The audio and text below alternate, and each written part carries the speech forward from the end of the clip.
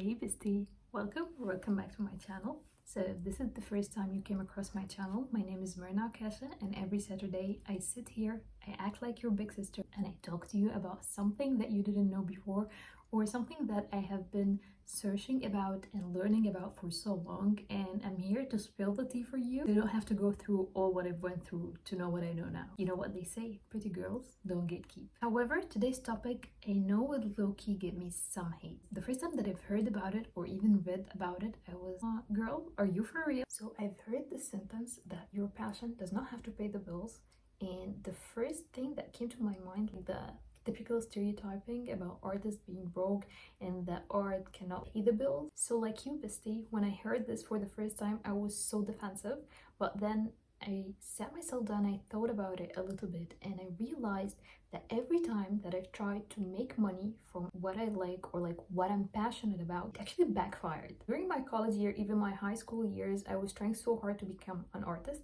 and I always tried to sell my art. Like I said, it always backfired. The only times that I felt like I'm really fulfilled was times where I was either teaching art or selling products that are related to art. For example, like prints. Like I don't have to sell the art itself, I don't have to sell like the print of the art, but I have my art printed on a product and then I'm selling it.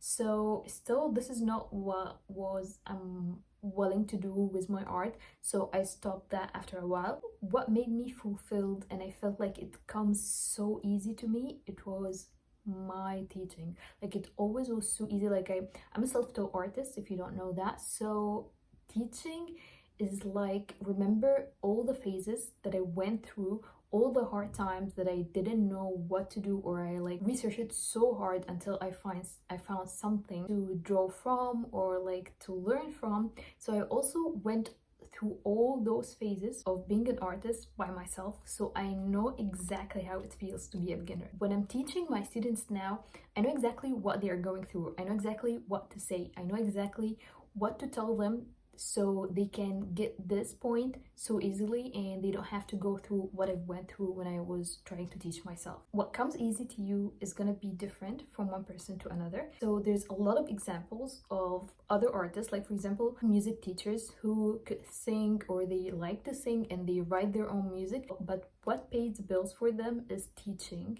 or what pays the bills for them is, for example, writing songs for other artists. That's what comes easy to them, and this is what pays their bills, but it doesn't have to stop them from doing what they are really passionate about. So they are still going to sing, they are gonna still write themselves songs. They are not doing it for anyone else, they are not doing it to pay the bills, so they don't have to create it with other people in mind. You can actually love something really deeply and still choose not to monetize it. It doesn't have to pay your bills or anything. If you are like a reader and if you have read The Artist Way, I know what you're gonna say. You're gonna say that what I'm talking about is shadow artists. And in the book, shadow artists are people who are artists themselves, but they prefer to live in the shadow of other artists. For example, as art teachers, music teachers, writers who choose to edit other people's writings instead of write their own books or novels. But in my opinion, you are not actually a shadow artist if you are doing the other thing that you are passionate about, but it just does not pay your bills.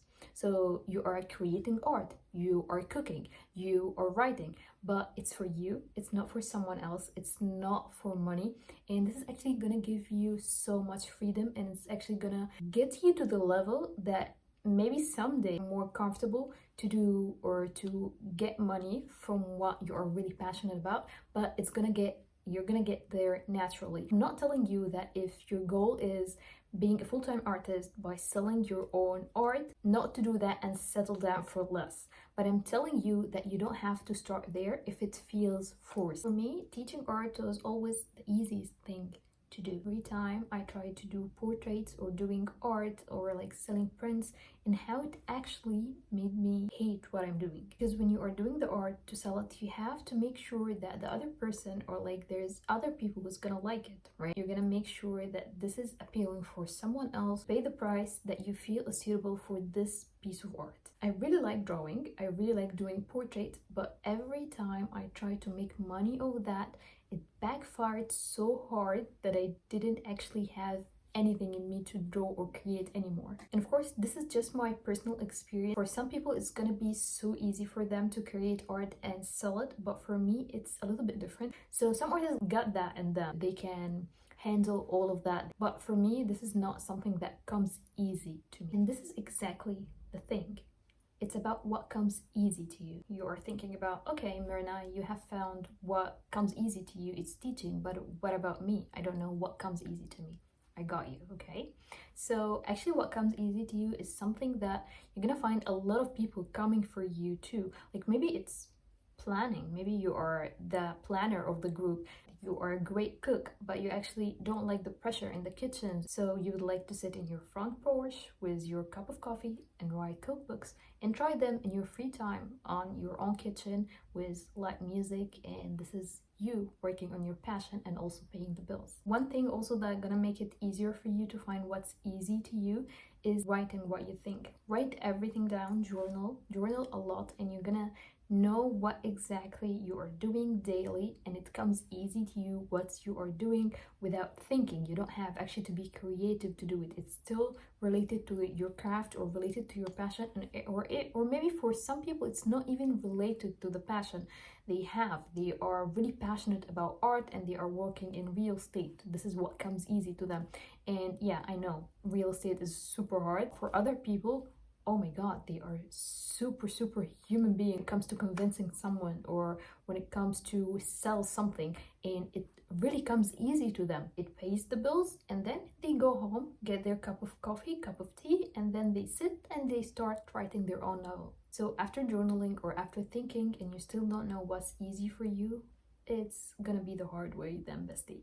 You have to try it out. You have to try a lot of things. Like I've tried like a lot of things before I actually came to the realization that yeah, I'm good at teaching, because I actually tried it out. Because like a couple of years ago, if you came and asked me, can you teach me art? I'm gonna say no, I can't. Like I'm self-taught, I don't know the rules. Maybe I'm gonna say no, I've never tried before, so I don't know if I'm going to give you the right knowledge or I'm gonna help you. Maybe I'm not able to get what I know to another person. I know how to do it, but I don't know how to actually tell you how to do it. I believe this was gonna be my answer, but I knew that I'm a good teacher because I actually tried it out. And hear me out, I didn't get there overnight. I got better over the time, but still, like, it was a lot easier for me to teach someone art than to sell them my art. And here are some examples for you if you don't know where to start from.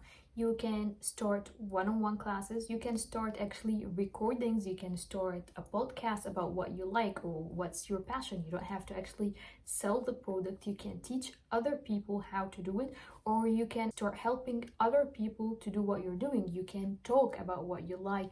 You can start a YouTube channel, for example. You could be a dancer, but instead of dancing, you can be making tutorials. You can sell craft templates instead of actually selling your handmade craft. Because you know, income doesn't have to be glamour, just have to give you the freedom to do what actually you love. I hate the culture of that work is our life. Work is not your life. Have a life outside of work. Those don't care if you paid it through your art or paid it through like a 9-to-5 job. And don't get me wrong, I'm a little bit against 9-to-5 jobs, and I've tried my share of that, and no, thank you, it's not for me. Maybe it's for someone else, but no, not for me. And if you are here in this video, I think it's not for you as well. But for some time, actually, it was my vehicle to get where I'm now. And if this phrase is a little bit familiar for you, yeah, it is from Steve Harvey's book. It's one of my favorite books. It talks about how some parts of your life is just like a car or like a something that transports you from one place to another. So you're in one point and then it takes you to another point. It doesn't have to be permanent, it just was working for you at that point. It doesn't have to work after that. Actually, that's why you have to try a lot of other things. Back to our point, because I have been yapping for a lot of time, but I have a lot in my mind and I have a lot of things to tell you, bestie. You are my little sister now, and I have a lot of things to tell you and teach you. Hopefully it's something that you are enjoying to hear. And back to our point, when passion is not paying the bills, it's actually have the time to breathe. It's actually gonna give you more creativity. You are going to be a lot more creative than you would if you are creating for someone else or you are seeking external validation, because really passion is prices but rent is not. So you have to pay the bills, and you don't have to feel guilty about thinking, okay, I'm a shadow artist now, I'm not doing what I'm passionate about, because passion actually fuels your soul and it's not gonna be there anymore if you are forcing it. Stop forcing your art to work a 9 to 5 job. When your paycheck depends on likes, your creativity dies a little bit. So bestie, separate your passion from your paycheck and watch both of them thrive. And always remember this, sometimes what comes easy to you feels like magic for other people. Don't think that, okay, this is super easy to me, no one is gonna pay for that, because this was what I was thinking about 24/7 when I started teaching art. I was like, how is people gonna pay for that? Like when I started teaching art online, I was like, no one's gonna book a class with me. This is super easy. Like, I'm not even trying. Like, it's super easy for me. Why is anyone going to pay just for my time? Because I'm actually having fun while I'm doing it. I'm sitting, I'm drawing, and I'm talking to other people. Like, I'm having fun. I have friends from all around the world from my art classes. So how come people pay for me to have fun? And then it occurred to me, why does culture had it put in our mind that what pay the bills have to be something that you hate, or either something you're really passionate about? So either you are really passionate and creative about something, and the other option is a boring job that you absolutely hate. It can be in between, actually. It doesn't have to be black or white, but you have to believe in yourself, because like it took me sometimes, but after a while of seeing how my art students are getting a lot better, even working with their art blocks, it actually hit me that okay, it comes easy for me now, but I actually work super hard to get here. Like, I teach myself everything that I know. It was super hard to get there, even though it's super easy for me now, but it was not back then. When someone is paying you for something, they're not just paying for you for half an hour or like the 60 minutes that you are sitting with them to teach them something. They're actually paying you for the skill that you have, and that skill you built over years. So don't feel like this is not something worth paying for, because it starts from you, bestie. Like, you have to believe in yourself. You have to feel that, okay, this is something really valuable that I'm giving you here, and I really deserve everything that comes to me from it. At the end of the day, you don't need your passion to keep the lights on. You just need it to keep you alive. So don't be the one killing your passion yourself, because it's gonna take you with it. So remember, your passion is sacred, your paycheck is practical, and that's okay. Would love to hear from you actually. What's something that you feel that is going to be easy for you to monetize, but it's not your passion? I would love to hear what you think after hearing me yapping here, nagging you at this point to do this and do that and stop pressuring your passion or your creativity. So I would love to know, what do you think? Like, we can talk about it in the comments. At this point, I really feel like I'm talking to my little sister and I'm really nagging you to do something that is really good for you. Actually, I just wanted you to know that you are heard, you are felt. I know exactly what you're going through. I went through all of it. I'm gonna walk you through it. Like, it's gonna be easy at some point because you're gonna get better. And that's it for today. See you next time. New video, a new topic to yap about. Bye, bestie.